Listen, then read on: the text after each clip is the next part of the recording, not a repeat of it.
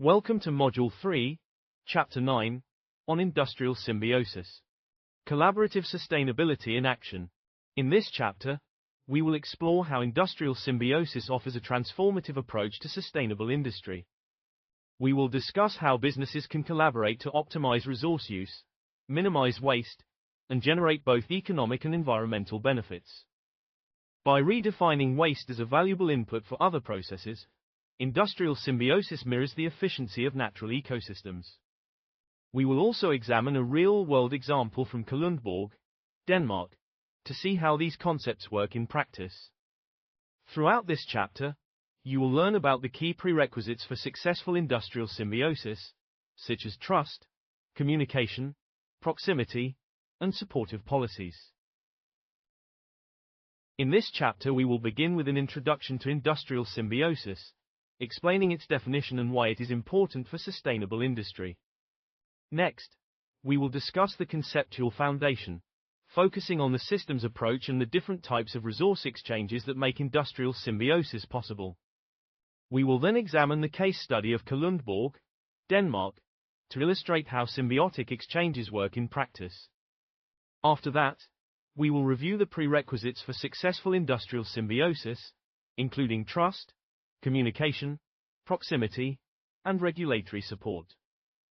Finally, we will cover the role of self-organizing systems in industrial symbiosis and conclude with a summary of the main benefits and implications for policy and industry. This structure will help you understand both the theory and practical application of industrial symbiosis.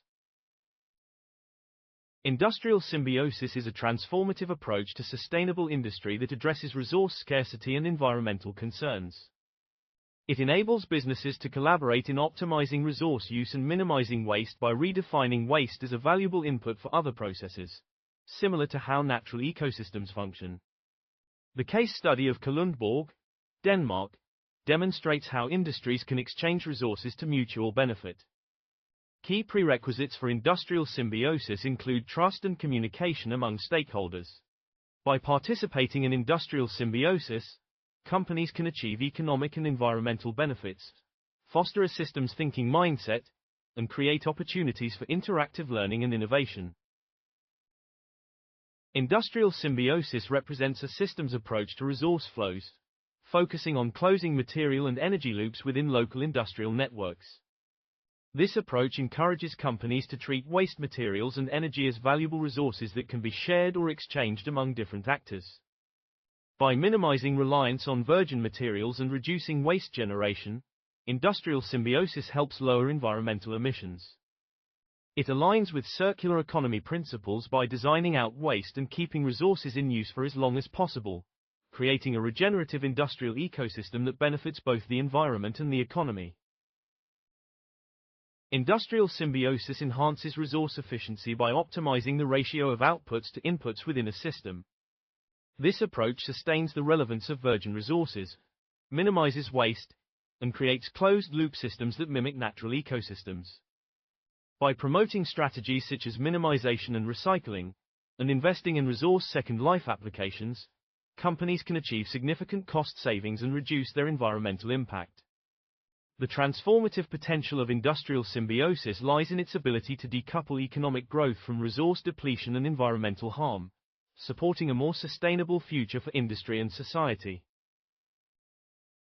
A systems approach in industrial symbiosis optimizes the flows of materials and energy within local networks. Waste materials and energy are shared or exchanged among actors, promoting resource efficiency and waste reduction. This approach aligns with circular economy principles by minimizing reliance on raw materials and curbing emissions. Industrial symbiosis delivers economic advantages, although these benefits may be unevenly distributed among participants.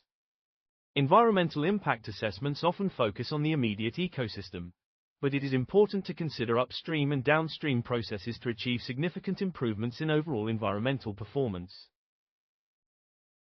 Industrial symbiosis involves sharing or repurposing materials, energy, water, and byproducts among companies to create a collective competitive advantage.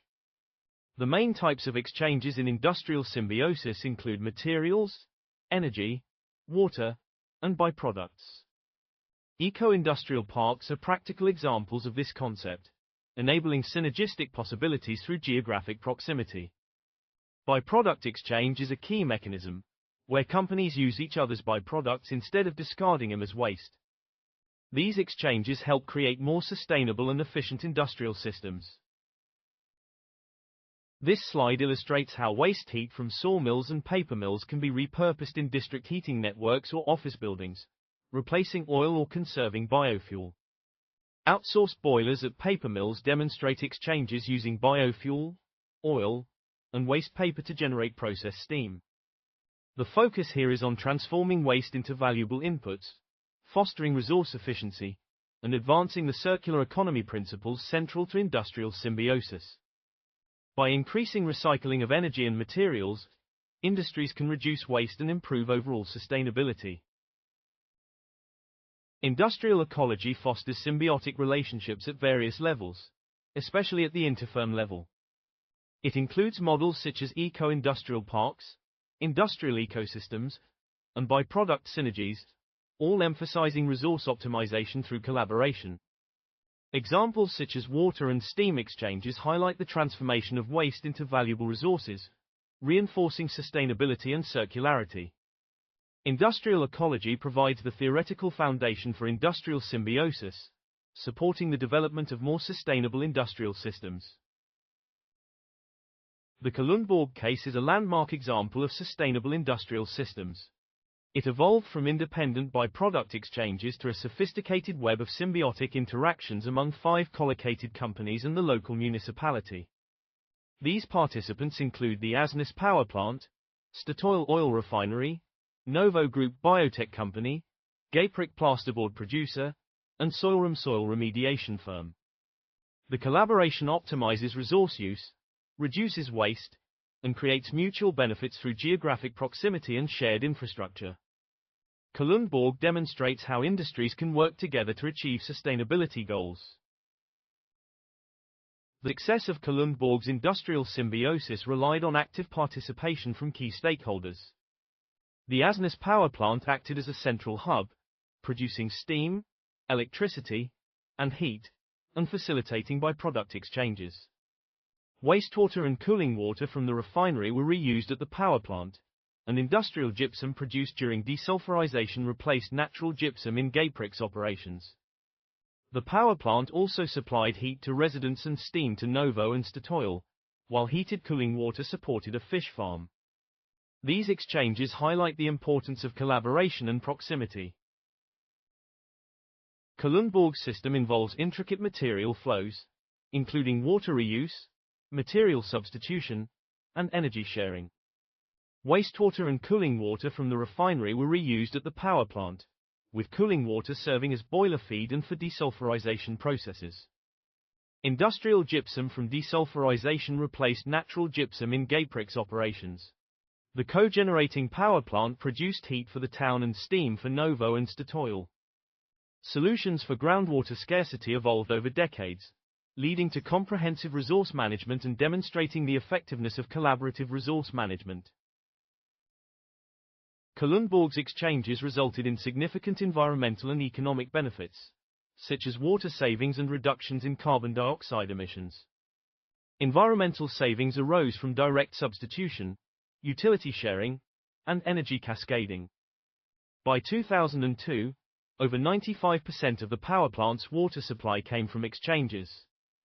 Steam and heat projects achieved notable reductions in carbon dioxide emissions.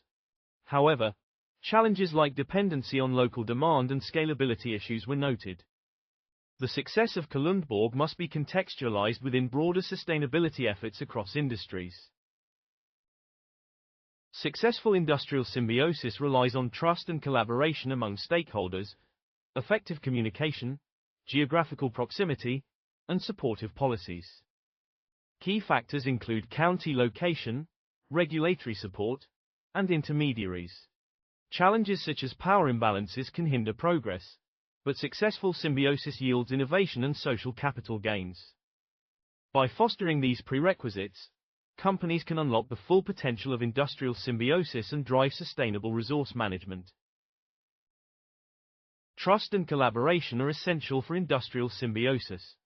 Co-location, regulatory support, and anchor tenants facilitate success, while intermediaries and individual champions play crucial roles. Effective communication and knowledge sharing help overcome barriers and promote innovation. Challenges include power imbalances and the loss of key participants, but building a culture of trust and collaboration leads to successful and sustainable industrial symbiosis. Effective communication is vital for industrial symbiosis. Information and communication technologies help transfer knowledge, but success depends on shared social and cultural frameworks. Human interaction is key, and trust built through co-location enhances knowledge sharing and innovation. Systems that support, rather than replace, communities are more likely to succeed in fostering collaboration and sustainable practices. Geographical proximity enables practical logistics and fosters trust among participants. Industrial clusters like Kalundborg show how proximity boosts resource reuse and efficiency. Supporting infrastructure, such as pipelines and transportation networks, is vital for material and energy exchanges, making both proximity and infrastructure essential for sustainable resource synergies. These factors help create efficient and resilient industrial networks. Policy and regulation are critical enablers of industrial symbiosis, driving its emergence through resource constraints, pricing mechanisms, or environmental regulations. Effective policies include landfill taxes, technical assistance, and grants. Despite zoning challenges, supportive interventions like tax incentives enhance viability. Well-designed policies are essential for overcoming barriers and promoting industrial symbiosis, helping industries achieve sustainability goals. Self-organizing systems are fundamental for developing and sustaining industrial symbiosis and the circular economy. These systems arise from decentralized, spontaneous interactions among firms, leading to resource exchanges that reduce costs or increase revenues. By creating resource-efficient loops, waste from one firm becomes valuable input for another, supporting circular economy goals and fostering sustainable industrial networks. Chertow and Ehrenfeld describe a three-stage model for self-organizing industrial systems: sprouting, uncovering, and embeddedness. Initially, firms engage in random exchanges. Then, they recognize environmental benefits and intentionally expand cooperation. Finally, interactions become ingrained norms, creating stable, resilient networks with sustained benefits. This model explains how industrial symbiosis evolves and becomes embedded in organizational culture. Understanding self-organizing systems helps policymakers and industry leaders in circular economy development. Progression through these stages enhances resource efficiency, reduces environmental impacts, and fosters innovation.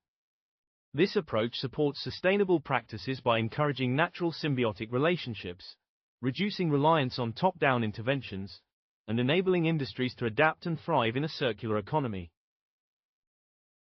Industrial symbiosis transforms waste into resources, optimizing usage and reducing environmental impact. The Kalundborg case showcases the benefits of industrial symbiosis. Success relies on trust, communication, proximity, and regulations. Scaling industrial symbiosis requires policy, engagement, and infrastructure.